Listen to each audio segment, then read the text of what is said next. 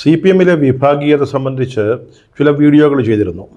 അല്പം നർമ്മവും ഹാസ്യവും ട്രോളുമൊക്കെ കലർത്തിയാണ് അത് തയ്യാറാക്കിയത്.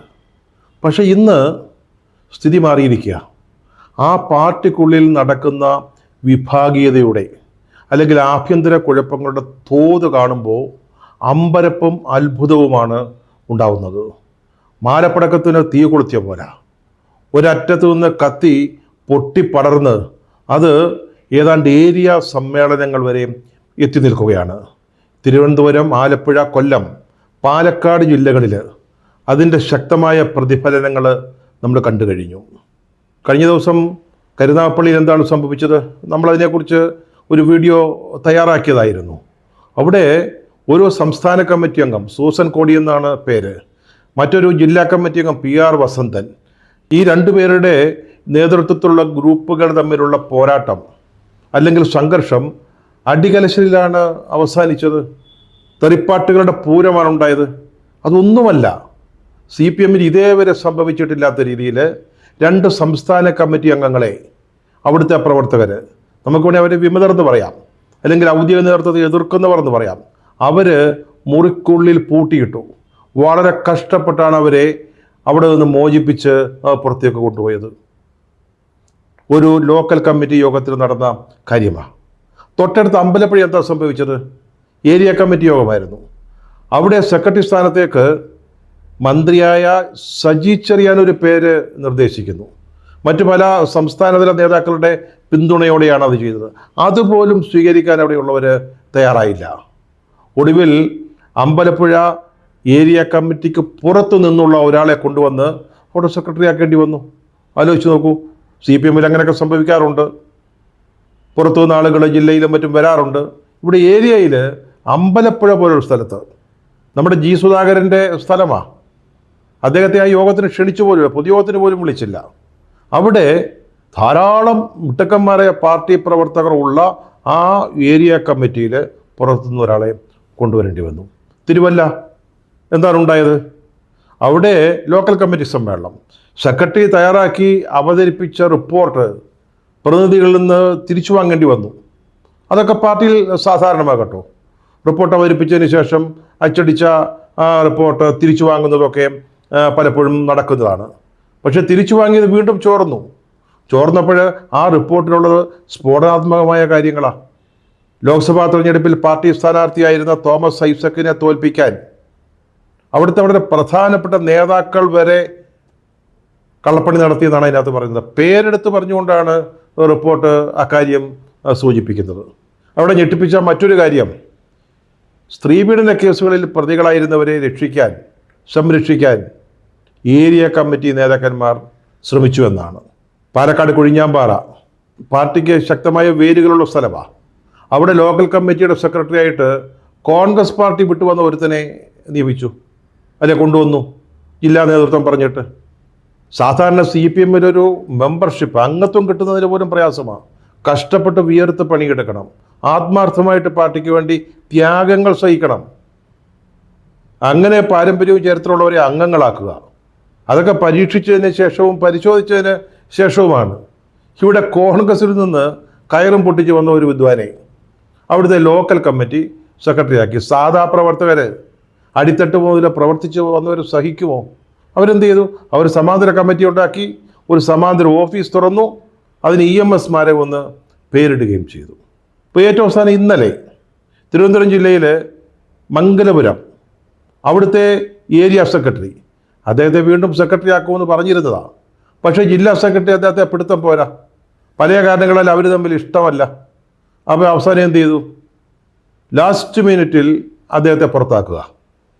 മധു മല്ലശ്ശേരി, അദ്ദേഹത്തിൻ്റെ പേര് പുതിയ ഏരിയ കമ്മിറ്റിയിൽ നിർദ്ദേശിച്ചതിന് ശേഷം വോട്ടിട്ട് തോൽപ്പിച്ചു, അപമാനിച്ചയച്ചു. അവിടെ വേറെ പ്രശ്നങ്ങളൊന്നുമില്ല, അദ്ദേഹത്തിനെതിരായിട്ട് പരാതികളുണ്ടായിരുന്നില്ലെന്ന് പറയുന്നില്ല, അത് പലപ്പോഴും ഉണ്ടാകുന്നതാണ്.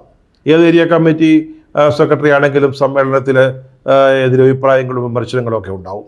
ഇവിടെയും അത് ഉണ്ടായിട്ടുണ്ട്. പക്ഷേ ജില്ലാ സെക്രട്ടറിക്ക് അദ്ദേഹം പോരാ, അദ്ദേഹത്തിന് അങ്ങോട്ട് പിടിച്ചില്ല. 2 തവണ സെക്രട്ടറി ആയിരുന്ന ആളാണ്. കടകംപള്ളി സുരേന്ദ്രനും ആനാവൂർ നാഗപ്പനും ഒക്കെ ഒപ്പം ഇരുന്ന ആളാണ്. അവർക്കാർക്കും പരാതി ഉണ്ടായിരുന്നില്ല. പക്ഷേ V. ജോയി പുതിയ സെക്രട്ടറിക്ക് പരാതി, അദ്ദേഹം ഔട്ട്. അദ്ദേഹം എന്ത് ചെയ്തു? അപ്പം തന്നെ പാർട്ടി സമ്മേളനം വിട്ട് പുറത്തു വന്നു. പുറത്തു വന്നിട്ട് പറഞ്ഞു, ഞാൻ പാർട്ടി വിടാൻ പോവാ. 42 വർഷം പ്രവർത്തിച്ച ഈ പാർട്ടിയിൽ ഞാനൊന്നും അല്ലെങ്കിൽ ഞാൻ എന്തിനിവിടെ തുടരണം? ഞാൻ സലാം പറയാണ്, ലാൽ സലാം. ഇങ്ങനെ സംസ്ഥാനത്തിൻ്റെ വിവിധ ഭാഗങ്ങളിൽ നേരത്തെ പറഞ്ഞ ഒരു മാലപ്പടക്കം പൊട്ടുന്നത് പോലെ സമ്മേളനങ്ങൾ താറുമാറായിക്കൊണ്ടിരിക്കുക, അല്ലെങ്കിൽ ആലമ്പായിക്കൊണ്ടിരിക്കുക. പാർട്ടി സെക്രട്ടറി പറഞ്ഞ ഇതൊക്കെ ഒറ്റപ്പെട്ടതാണെന്നാണ്, പ്രാദേശികമായ കാരണങ്ങളാണ് എന്നുള്ളതാണ്. വേണമെങ്കിൽ ഒരു തരത്തിൽ അങ്ങനെയൊക്കെ വ്യാഖ്യാനിക്കാം. പക്ഷേ ഈ സംഘർഷ കാരണങ്ങളെല്ലാം ഒരേ പാറ്റേണിലുള്ളതാണ്. അത് സംസ്ഥാന തലത്തിലുള്ള പ്രശ്നങ്ങളുടെ താഴോട്ടുള്ളൊരു തുടർച്ചയാണ്. അതായത് സംസ്ഥാനത്ത് സംഭവിക്കുന്നത് മറ്റു പ്രദേശങ്ങളിൽ, ലോക്കലിൽ അല്ലെങ്കിൽ ഏരിയയിൽ അവിടുത്തെ സവിശേഷ സാഹചര്യങ്ങൾക്കൊപ്പം അതേപോലെ തന്നെ അല്ലെങ്കിൽ അല്പവ്യത്യാസത്തോടു കൂടി പ്രവർത്തിക്കുന്നു. ഒരേ പാറ്റേൺ. ഇതിൻ്റെ എല്ലാം ഒരു കേന്ദ്ര ബിന്ദു എന്ന് പറയുന്നത് അഴിമതിയാണ്. ഇപ്പോൾ ഈ പ്രാദേശിക തലത്തിലുള്ള പല നേതാക്കളെയും നോക്കൂ. എല്ലാവരും അങ്ങനെയാണെന്ന് ഞാൻ കുറ്റപ്പെടുത്തുന്നില്ല. പാർട്ടിക്ക് വേണ്ടി നന്നായിട്ട് അഹോരാത്രം പണിയെടുക്കുന്ന ആളുകളുണ്ട്, ആത്മാർത്ഥമായിട്ട് ജോലി ചെയ്യുന്നവരുണ്ട്. പക്ഷേ ബഹുഭൂരിപക്ഷം പേരും ഈ ചങ്ങാത്ത മുതലാളിത്തത്തിൻ്റെ ആൾക്കാരാണ്. അവരുടെ പ്രധാന സൗഹൃദം പാർട്ടി പ്രവർത്തകരോടല്ല. അത് മണൽ മാഫിയ സംഘം, അതുപോലെ തന്നെ ക്വാറി മുതലാളിമാർ, അതുപോലെ സാമൂഹിക വിരുദ്ധ തലത്തിൽ പ്രവർത്തിക്കുന്ന ആളുകളുമായിട്ടാണ് മിക്ക പ്രാദേശിക നേതാക്കളുടെയും ചങ്ങാത്തം.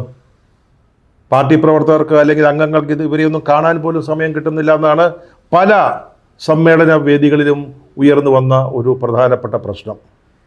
ഇവരാരും അടിതൊട്ട് പ്രവർത്തിച്ചു വന്നവരല്ല, കഷ്ടപ്പെട്ട് വന്നവരല്ല. ഇവരൊക്കെ ജില്ലാ നേതൃത്വത്തിൻ്റെയും സംസ്ഥാന നേതൃത്വത്തിൻ്റെയും ഒക്കെ ഇഷ്ടാനുസരണം, അവരുടെ താല്പര്യപ്രകാരം അവരുടെ മാനസപുത്രന്മാരായിട്ട് അധികാര സ്ഥാനങ്ങളിൽ വരുന്നതാണ്. പിന്നെ ഞാൻ ഈ തുടർച്ചയുടെ കാര്യം പറഞ്ഞില്ലേ, സംസ്ഥാന തലത്തിൽ കരിമണൽ വിറ്റ് കാശുണ്ടാക്കുന്നു, വൻകിട സ്ഥാപനങ്ങളിൽ നിന്ന് കോടാനുകോടികൾ പറ്റുമ്പോൾ അല്ലെങ്കിൽ കൈവശമാക്കുമ്പോൾ ചെയ്തു കൊടുക്കാത്ത സേവനത്തിന് കോടാനുകോടികൾ വാങ്ങുമ്പോൾ പ്രാദേശിക തലത്തിൽ എന്താ സംഭവിക്കുന്നത്? സാധാ മണൽ വിറ്റിട്ട് സാധാ മണൽ മാഫിയയുമായി ബന്ധപ്പെട്ട് അവരുമായി ഇടപെട്ട് കുറേ ലക്ഷങ്ങൾ സമ്പാദിക്കുന്നു. അവിടെ കരിമണൽ, ഇത് സാധാ മണൽ. അതാണ് സംഭവിക്കുന്നതിൻ്റെ ഒരു രക്തചുരുക്കം. മറ്റൊരു കാര്യം ശ്രദ്ധിച്ചിട്ടുണ്ടോ? ഈ പ്രാദേശിക നേതാക്കന്മാർ പലരും അവർ ആരോപണ വിധേയരായിരിക്കുന്നത് സ്ത്രീപീഡനവുമായി ബന്ധപ്പെട്ട കേസുകളിലാണ്. ഈ കരുനാഗപ്പള്ളി അടക്കമുള്ള സംഭവങ്ങൾ തിരുവല്ലയിലെ റിപ്പോർട്ട് ചെയ്യാൻ പറഞ്ഞു.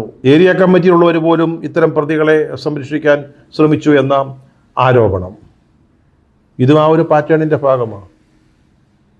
സംശുദ്ധിയില്ലാത്ത ആളുകൾ അധികാരത്തിലേക്ക് വരുന്നതിൻ്റെ പ്രശ്നങ്ങളാണ്. എൻ്റെയൊക്കെ ചെറുപ്പത്തിൽ ഞാൻ കണ്ടിട്ടുണ്ട്, ലോക്കൽ ഏരിയയിലൊക്കെ വരുന്ന നേതാക്കന്മാരൊക്കെ എന്താ പറയുക, സ്ഫടിക സമാനമായ പ്രവർത്തന പാരമ്പര്യമുള്ളവരാണ്. ഇവിടെ അതൊന്നുമല്ല. ഞാൻ ആവർത്തിച്ച് പറഞ്ഞ എല്ലാവരെയും കുറിച്ചല്ല പറയുന്നത്.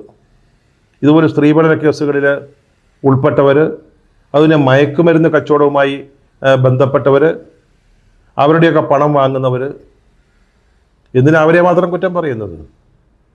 സംസ്ഥാന തലത്തിൽ ഇതുപോലുള്ള കേസുകളിൽപ്പെട്ട് പാർട്ടിക്ക് പുറത്തു പോയവരുണ്ട്. MLA-മാരായിരുന്നവരങ്ങനെ ശിക്ഷാ നടപടിയെടുക്കാൻ വിധേയരായവരുണ്ട്. അവരൊക്കെ പിന്നീട് അധികാരത്തിൻ്റെ അകത്തളങ്ങളിൽ പ്രധാനപ്പെട്ട പദവികളിൽ വിലസുകയാണ്. അപ്പോൾ പിന്നെ പ്രാദേശിക തലത്തിൽ ഇത്തരക്കാർ നേതൃത്വത്തിലേക്ക് വരുന്നതിൽ എന്താണ് അത്ഭുതപ്പെടാനുള്ളത്? ഒരൊറ്റ വാചകത്തിൽ പറഞ്ഞാൽ, എമ്പ്രാൻ അല്പം കട്ടുഭുജിച്ചാൽ അമ്പലവാസികളൊക്കെ കക്കും. അതാണ് പ്രമാണം. അതാണ് CPM-ലും ഇപ്പോൾ നടന്നുകൊണ്ടിരിക്കുന്നത്. നേരത്തെ പറഞ്ഞല്ലോ, പ്രവർത്തിച്ച് പാരമ്പര്യമുള്ളവരല്ല നേതൃത്വത്തിലേക്ക് വരുന്നത്. ഇപ്പോൾ പാർട്ടിയിലെ പ്രധാന ആളുകൾ, നേതൃപദവിയിൽ ഇരിക്കുന്നവർ, അവരുടെ ഇഷ്ടക്കാരെ അവർക്ക് താല്പര്യമുള്ള പദവികളിൽ പലരുടെയും വളർച്ച നോക്കുക എത്ര പെട്ടെന്നാണ്. ജില്ലാ കമ്മിറ്റി, ജില്ലാ സെക്രട്ടേറിയറ്റ്, സംസ്ഥാന കമ്മിറ്റി, സംസ്ഥാന സെക്രട്ടേറിയറ്റ്, ഇഷ്ടക്കാരങ്ങനെ മിന്നൽ വേഗത്തിൽ ഓരോ പദവികൾ കൈയടക്കുകയാണ്. അതിലൊരു മറുവശം കൂടെ ഉണ്ട് കേട്ടോ. ഈ പ്രാദേശിക സമിതികളിലും മറ്റും പഴയ പോലെ അനുസരിക്കാൻ മാത്രം പഠിച്ചവരല്ല. ചോദ്യങ്ങൾ ചോദിക്കാനും വിമർശിക്കാനും കഴിവുള്ള ചെറുപ്പക്കാർ ഒരു വശത്ത് കയറി വരുന്നുമുണ്ട്. ഇത് രണ്ടും കൂടെയുള്ളൊരു സംഘർഷമാണ് പലപ്പോഴും പ്രാദേശിക തലത്തിൽ ഈ വിഭാഗീയതയും ആഭ്യന്തര കുഴപ്പങ്ങളും ഉണ്ടാക്കുന്നത്. സർക്കാരും പാർട്ടിയും ഇന്ന് ഒരാളുടെ നിയന്ത്രണത്തിലാണ്. അദ്ദേഹമാണ് ചരടുകളെല്ലാം കൈവശം വച്ചിരിക്കുന്നത്. അദ്ദേഹം ഉരുക്കു മുഷ്ടി കൊണ്ടാണ് പാർട്ടിയെയും സർക്കാരിനെയും നിയന്ത്രിക്കുന്നത്. പാർട്ടിയിൽ അദ്ദേഹത്തിന് എതിരായിട്ട് വരാവുന്ന ആളുകളെ മുഴുവൻ വളരെ സമർത്ഥമായിട്ട് ആസൂത്രിതമായിട്ട് ഒതുക്കിക്കഴിഞ്ഞു. 75 വയസ്സെന്ന് പറയുന്ന ഒരു പ്രായനിബന്ധന, അല്ലെങ്കിൽ 2 തവണ 3 തവണ നിയമസഭയിലേക്ക് അല്ലെങ്കിൽ പാർലമെൻറ്റിലേക്ക് മത്സരിച്ചു എന്നുള്ള ഒരു കാര്യം പറഞ്ഞ് അങ്ങനെ പാർട്ടിയിലൊരു എതിരഭിപ്രായം മുഖത്തു നോക്കി പറയാൻ സാധ്യതയുള്ള, വിമർശിക്കുന്നവരെ ഒന്നിച്ചു നിർത്താൻ കഴിവുള്ള ആളുകളെ മുഴുവൻ ഷണ്ഡീകരിച്ചു കഴിഞ്ഞു. പിന്നെ ഇപ്പോൾ ഉള്ള പാർട്ടി സെക്രട്ടറി എന്ന് പറയുന്നത് അദ്ദേഹത്തിൻ്റെ ഇഷ്ടപ്രകാരം പ്രവർത്തിക്കുന്ന ആളാണെന്നാണ് ഇതുവരെയുള്ള അനുഭവങ്ങളിൽ നിന്ന് മനസ്സിലാകുന്നത്. ഞാൻ അടിവരയിട്ട് പറയുകയാണ്, ഇതുവരെയുള്ള അനുഭവങ്ങളിൽ നിന്ന് മനസ്സിലാകുന്നത്. അതോടൊപ്പം താക്കോൽ സ്ഥാനങ്ങളിലേക്ക് ഇഷ്ടക്കാരെ, ബന്ധുക്കളെ, സ്വന്തക്കാരെ നിറയ്ക്കുകയും ചെയ്യുന്നു. ആ ഒരു തലത്തിലാണ് ഇപ്പോൾ പാർട്ടി എത്തി നിൽക്കുന്നത്. സർക്കാരിൻ്റെ പ്രവർത്തനം നോക്കുക, എത്ര ദുർബലമായൊരു ഗവൺമെൻറ്റാണ്. വയനാട് ദുരന്തം, അതിൻ്റെ നൊമ്പരങ്ങൾ നമ്മെ വിട്ടുപോയിട്ടില്ല. ഇതുവരെ അവിടെ കൃത്യമായ തോതിൽ പുനരധിവാസ പ്രവർത്തനങ്ങൾ, പ്രത്യേകിച്ച് പുനർനിർമ്മാണ പ്രവർത്തനങ്ങൾ ആരംഭിക്കാൻ സാധിച്ചിട്ടില്ല. കേന്ദ്ര സർക്കാരിൽ നിന്ന് ന്യായമായി ലഭിക്കേണ്ട തുക കണക്ക് പറഞ്ഞ് ചോദിച്ചു വാങ്ങാൻ നമുക്ക് സാധിച്ചിട്ടില്ല. പിന്നെ വിലക്കയറ്റം, സാധാരണ നമ്മളാരും മനസ്സിലാക്കുന്നതിന് അപ്പുറത്താണ് ഇപ്പോഴത്തെ നമ്മുടെ നിത്യോപയോഗ സാധനങ്ങളുടെ വിലയെന്ന് പറയുന്നത്. നമുക്കൊക്കെ കുറച്ച് പർച്ചേസിങ് കപ്പാസിറ്റി, അതായത് സാധനങ്ങൾ വാങ്ങാനുള്ള സാമ്പത്തിക ശേഷി വർദ്ധിച്ചിട്ടുള്ളത് കൊണ്ട് നമ്മളത് അറിയുന്നില്ലെന്നേ ഉള്ളൂ. അത്രയ്ക്ക് ഭീകരമാണ് വിലക്കയറ്റത്തിൻ്റെ അവസ്ഥ. അതുപോലെ സാമ്പത്തിക പ്രതിസന്ധി, പെൻഷൻ മുടങ്ങി, ശമ്പളം പോലും മുടങ്ങി. എന്തിനാ ഈ നക്കാപ്പിച്ച ക്ഷേമ പെൻഷൻ? BMW കാർ സ്വന്തമായിട്ടുള്ള ഗസറ്റഡ് ഉദ്യോഗസ്ഥന്മാർ, സർക്കാർ കോളേജിലെ പ്രൊഫസർമാർ, ഹയർ എഡ്യൂക്കേഷൻ ഹൈസ്കൂളുകളിലെ അധ്യാപകരൊക്കെ വാങ്ങിച്ചുകൊണ്ടിരിക്കുക, പെൻഷൻ അടിച്ചു മാറ്റിക്കൊണ്ടിരിക്കുക. ഇതൊന്നും ഈ സർക്കാർ അറിയുന്നില്ല. കഴിഞ്ഞ CAG റിപ്പോർട്ടിൽ കംട്രോളർ ആൻഡ് ഓഡിറ്റർ ജനറൽ അത് ചൂണ്ടിക്കാണിച്ചതാണ്. സർക്കാർ അക്കാര്യത്തിൽ ഒരു നടപടിയും എടുത്തില്ല. ഇപ്പോൾ ഇവരെ പിടിക്കും എന്നൊക്കെ പറയുന്നതല്ലാതെ, പണം തിരിച്ചു പിടിക്കും എന്ന് പറയുന്നതല്ലാതെ ഇതിനെ തടയാൻ സാധിച്ചില്ല. പിന്നെ ഈ സർക്കാരിൻ്റെയും പാർട്ടിയുടെയും ധിക്കാരം, ധൂർത്ത്, കോടിക്കണക്കിന് രൂപയാണ് പാർട്ടിക്കാർ പ്രതികളായ കേസുകളിൽ CBI അന്വേഷണം വരാതിരിക്കാൻ വേണ്ടി ഗവൺമെൻറ് ചെലവഴിച്ചത്. ആരെങ്കിലും ചെയ്യുന്നൊരു കാര്യമാണോ? സംസ്ഥാനത്തോട് അല്പമെങ്കിലും സ്നേഹമുള്ളവർ, നമുക്കൊരു ഇഷ്ടം പോലെ കാശുണ്ടേ കുഴപ്പമില്ല, ഓവർഡ്രാഫ്റ്റാണ് പലപ്പോഴും, വലിയ പ്രതിസന്ധിയാണ്, ഞെരുക്കമാണ്. ആ സമയത്താണ് ഇതുപോലുള്ള ധൂർത്ത് നടക്കുന്നത്.